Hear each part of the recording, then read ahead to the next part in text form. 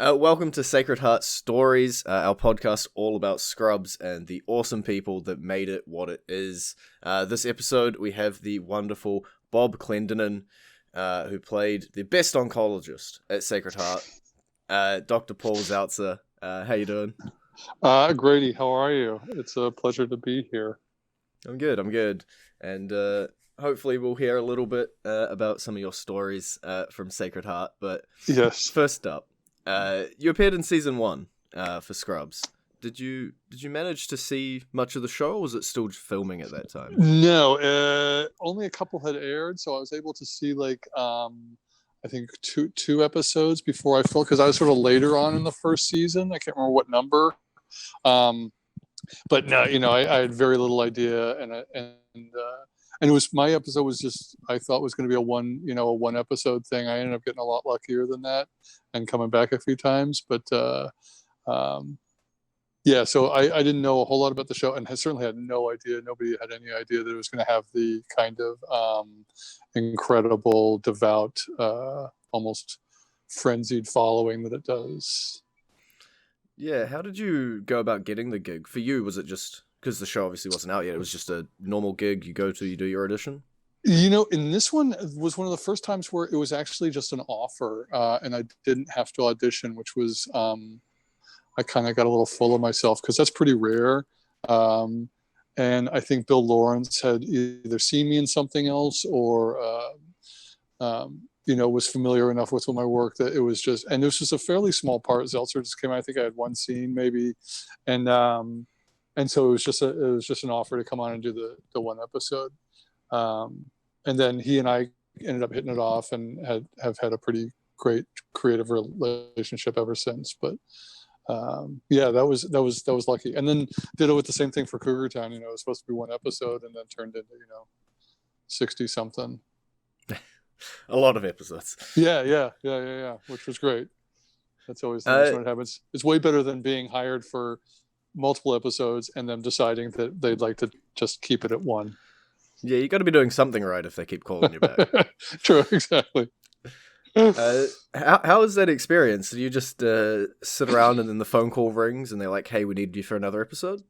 Yeah, or they'll if once I'd been established and the writers decide that they want to bring some a freak like Zeltzer back for something, they will clear it with my agent that I'm available, and then just book from there. And the good thing about a show like Scrubs is that they might have a great idea for some gags or some stuff, and a character like mine isn't that instrumental in the plot. I just sort of fill out the world of Sacred Heart, so they could kind of pick up whatever they'd written for me and place it in various episodes depending on availability. It wasn't like this has to happen in this episode. You know what I mean? Mm. So was it something that after a couple you were hoping, or oh, maybe I'll get another callback? I mean, even just after the first one, these people were so much fun, and Zach, I just think the world of. I think he's extraordinary, and I really, really love the way Bill works. What he loves to do is, they are such precise joke writers, but they're also not completely married to the material. So he loves to do a pass or two of script as written, and then he and the other writers will sort of fire a couple alt lines at you. Instead of this, how about this be the punchline? And they feed you, and then if you really gain their trust, they'll say, "Do you have anything?" And then you can start throwing in a couple takes where you might have some variations.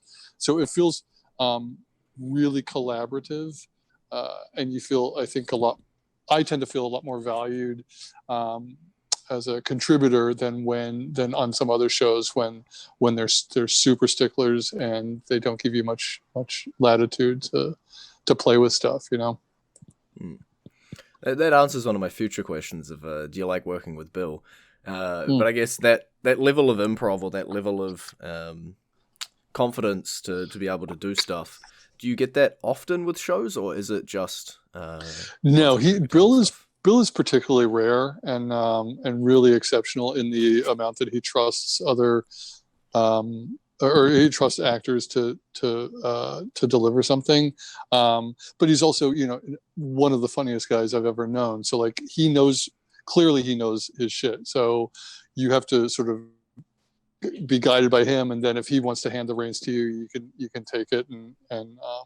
And some people actually don't like that. There are a lot of people who are fantastic actors but not great improvisers, and they don't either don't trust themselves, or they just don't feel they're and they would rather just do stuff as written. And he respects that as well. And you can still be an incredibly valuable part of a show like this, if that's not your thing. But then he also likes people who do have that kind of that bent, and I'm probably one of them.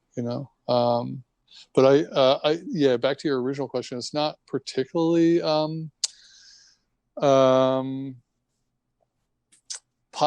common for somebody to be as gracious as Bill is, and I think part of it may be just purely economic, that a show can't afford to get too far off track with a bunch of people changing scripts left and right. It also makes it particularly hard on the editors. But a show like Scrubs really lent itself to that kind of communal effort. Did you, obviously, we've already used some kind words to describe Paul Zeltzer. Eccentric, weird, creepy. You can choose your adjectives. Did you like playing that sort of character? I loved it, man. I really did. And to be honest, that's kind of been my bread and butter for most of my career. I mean, I've always played outcasts and, people who just might be a little off center or a lot off center. And so this was right in my comfort zone. And I love the fact that on the surface, he's kind of normal. He's just a guy in a lab coat and a tie. And it's not until a couple weird comments you're like, whoa, wow, what did he just say? And you like, and so that is my absolute favorite. I also love the tone of him, which was very, very dry, very deadpan, very not wacky, just more understated. And so, yeah, he's without a doubt, one of the favorite characters I've played. And he just had so many great lines as well that oh my god, had such a life after the show. Do you get those like repeated back to you a lot around public? I do. I get those, and I get the highlight. I'm not on Reddit, but some people, a friend of mine sent me a screen capture that I'd actually made it to the Reddit front page, or Zeltzer had, where I'm pretty sure it was the one where he said, it was that scene where he's watching the home camera that he set up in his house, and he said, "I'm watching my wife do the dishes." I don't know if you remember that. And somebody says, "Oh, who are those two naked people?" That's Mr. and Mrs. Dish. It's so bizarre, but I think that kind of meme made it to the front page of Reddit, so I felt like I'd had like an achievement unlocked at that point. Yeah, it's a great line, and it's, as you say, it's just so out of nowhere. Like it's a show about people in a hospital, and then you're just like, bam, out there, random joke. It is. It's so good. And there was one. My personal, the "Will There Be Prostitutes" I think is everybody's favorite, because it's so universal. There's one I had where a guy had come in with a light bulb that was stuck in his rectum, and so a bunch of doctors were standing around the X-ray looking at it and trying to determine a course of action. And Zeltzer says, "That's why my wife and I use candles." It still makes me laugh. It's just so random. Oh my god.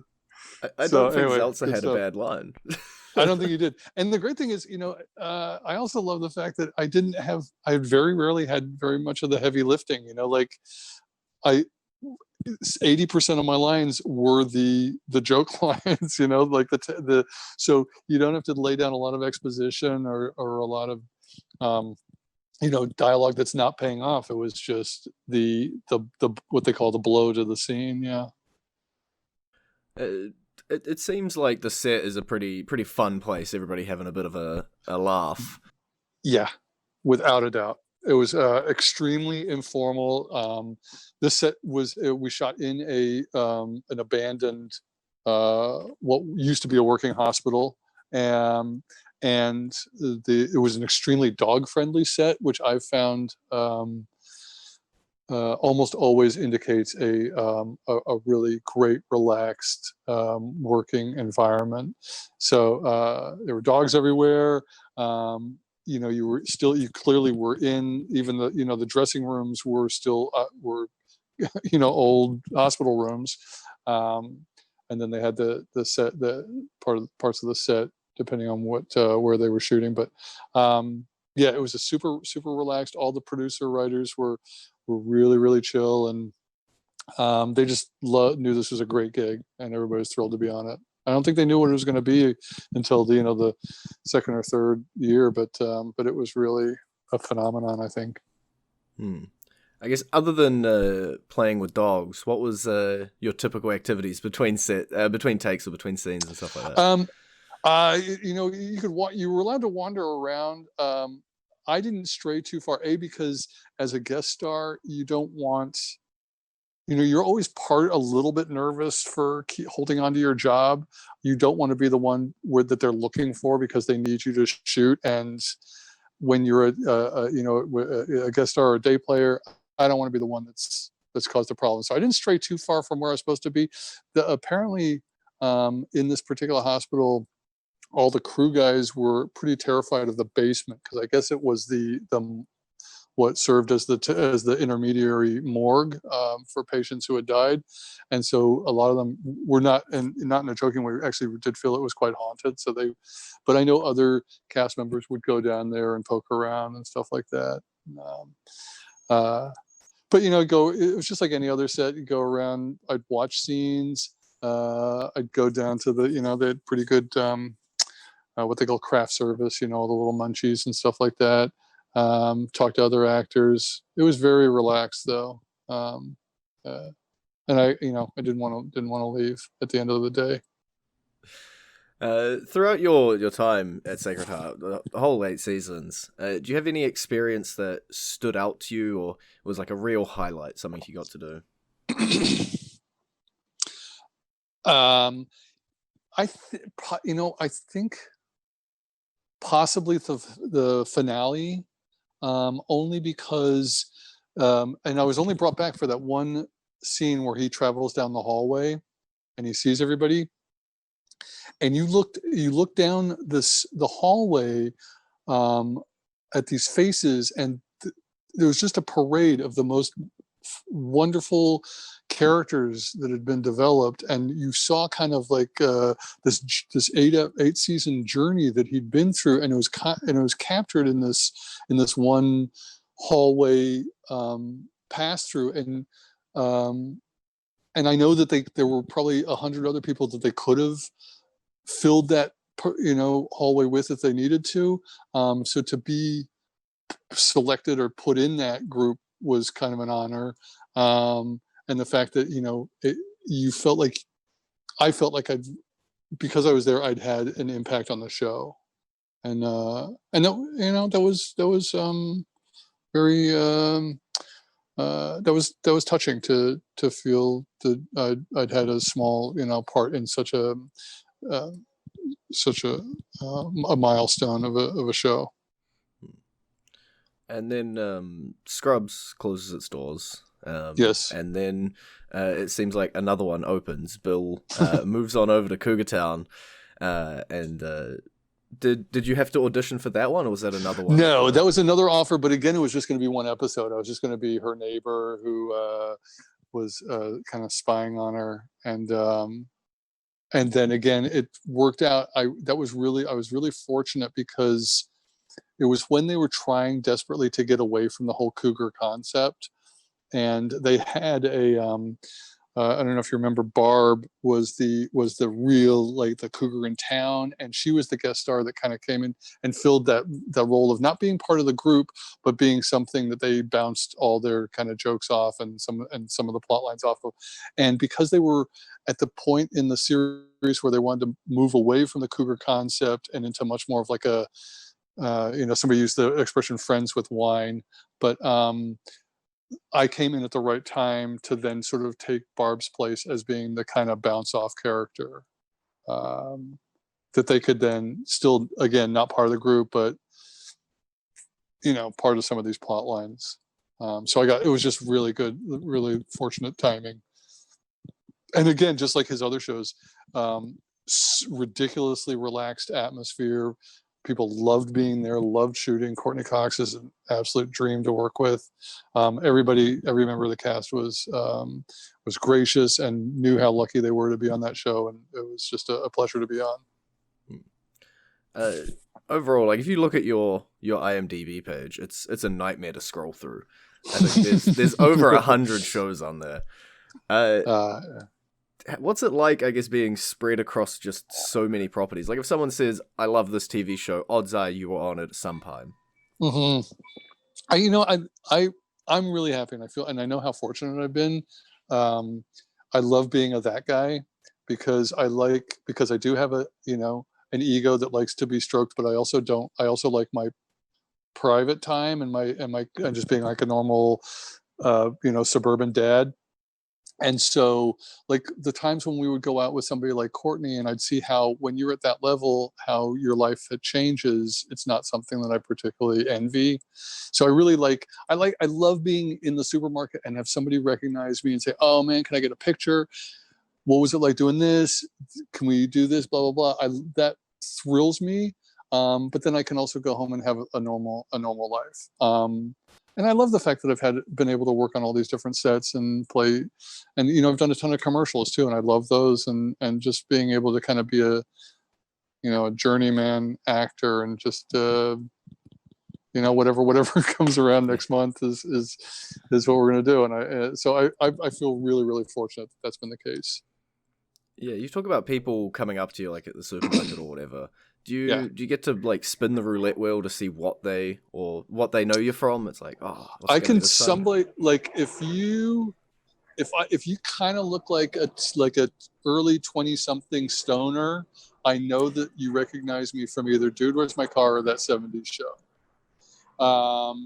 If you're slightly older in your 30s or 40s, I'm like, oh, it's probably the closer, it might be Longmire, or it might be, so like I can kind of, usually with some sort of accuracy, I can predict what they may have seen.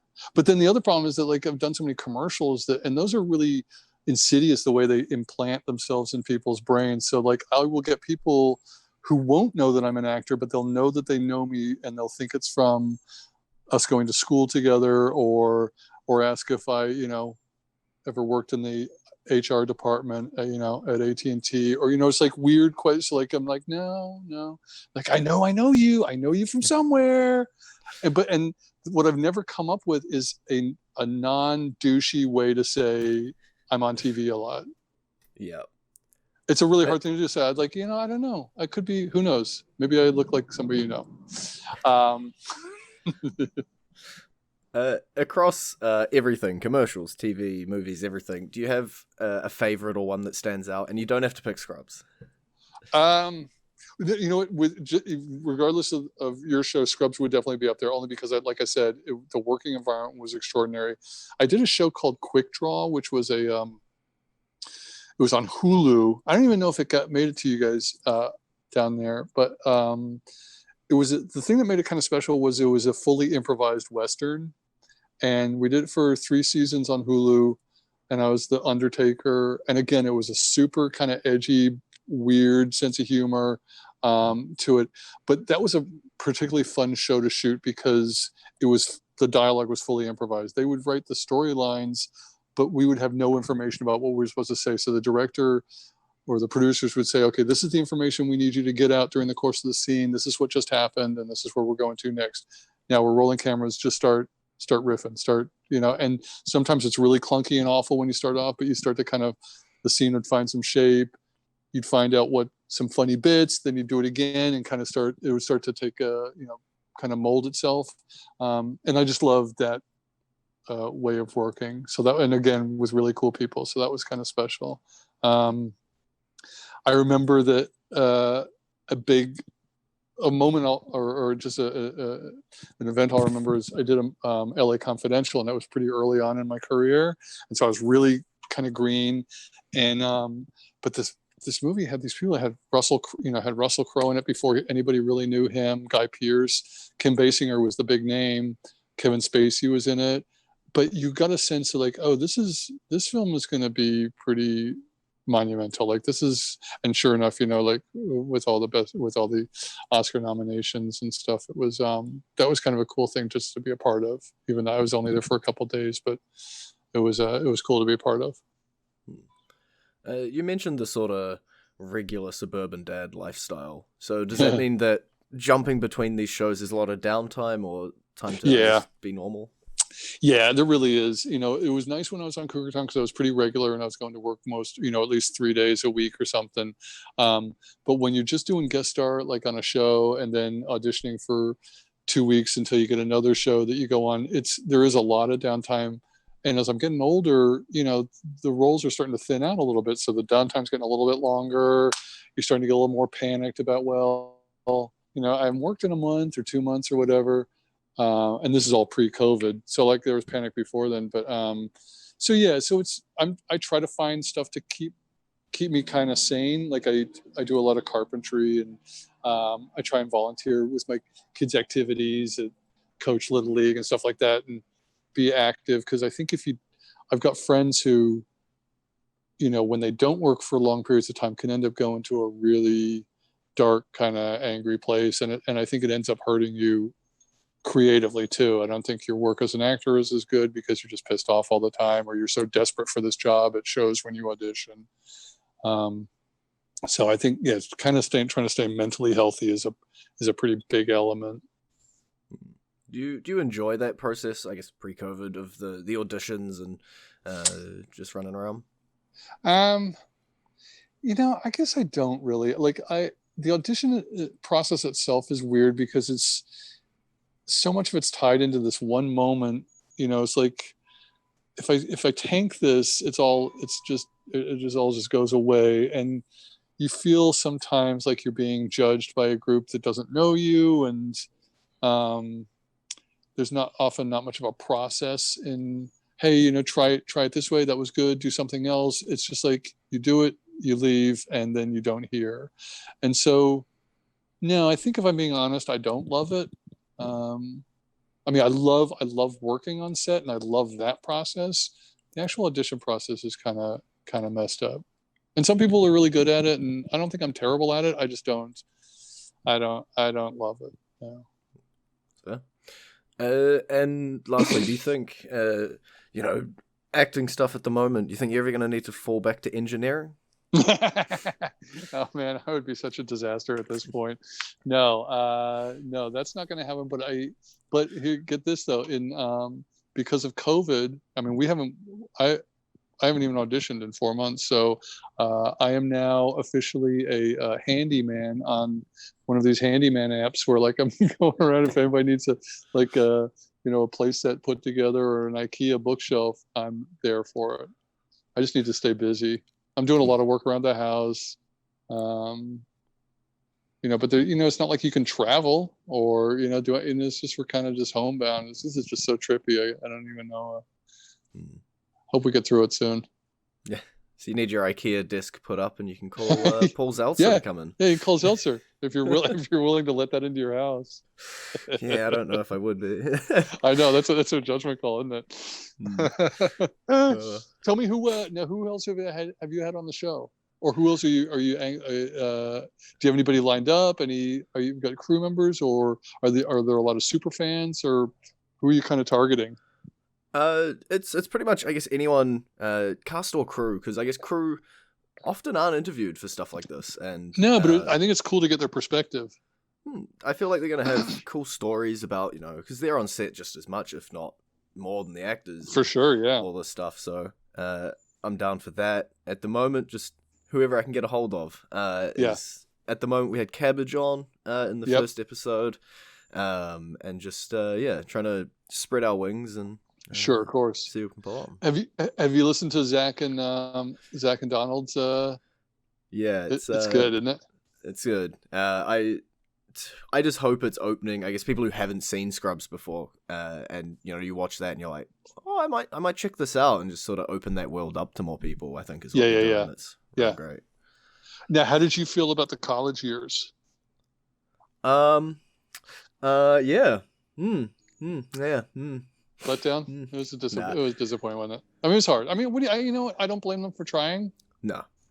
At all. I really don't, because but sometimes it hits, sometimes it doesn't. I think it's hard to follow up a show like this. Yeah, I think it just didn't capture the magic of the first 8 seasons. But you know what? In fairness, one of my other favorite shows, which I was never on, but still one of my all-time favorites, is Arrested Development, which I think was just always a brilliant show. And frankly, they ran into the same problem when they rebooted. I think something was kind of lost, And to your credit, you being a New Zealander, a Kiwi, and the Australians and the Brits, I think, are far better than the Americans at letting something that was great die and exist in its as it was. Americans I think are not so good at letting something go, because I don't know whether it's the commercial success or what, but like all the reboots are like how. And so you're trying to squeeze some last bit of juice out of this thing, and it ends up being crap. And you're like, oh, that kind of tarnishes the memory of how good this thing was for the first 3 years. You know what I mean? Yeah, I know most of the time, like when we refer to Scrubs, it's always, the finale's the finale. That episode you're talking about, you walk down the hall. Then the next piece is sort of its own thing, and it didn't work, but it was its own thing. It just had some of the same people. Yeah. I think that's the easiest way to look at it when something like that. But it could have just as easily have also struck magic and been continuing 10 years later. So like I said, can't fault them for trying. Yeah. It's because they were missing Zeltzer. That's exactly what it was. But I don't think they would have let him anywhere near the place. Oh my god! I just watched the I don't know why. Oh, I'm trying to put together some real stuff, and I watched that scene again where I give Cox a roofie. I just think that's so funny. Just the way they fall back, they go into comatose and fall. That's good stuff. Thanks a lot for joining us today. Oh, it was an absolute pleasure, man. It was a thrill to talk to you, and I wish the show all the best. It's great that you're such a fan. You're doing this, and I hope you get a following and have many, many successful episodes to come. Cheers, and hopefully the world can clear up a little bit, and we can stop putting IKEA shelves together and get back on the screen. Yeah. And if I got something else to plug or something, I'd love to come back on your show. Thanks. Do you want to, I guess, social medias or anything like that for people to reach you? Yeah. Well, I keep my Twitter very political, and I'm not very nice on it. So, but if anybody was interested in my thoughts about current U.S. politics, I'm at Bob Clendenin. I have an Instagram, which is also Bob Clendenin. But if you wanted to see my work, my website is www.robertclendenin.com.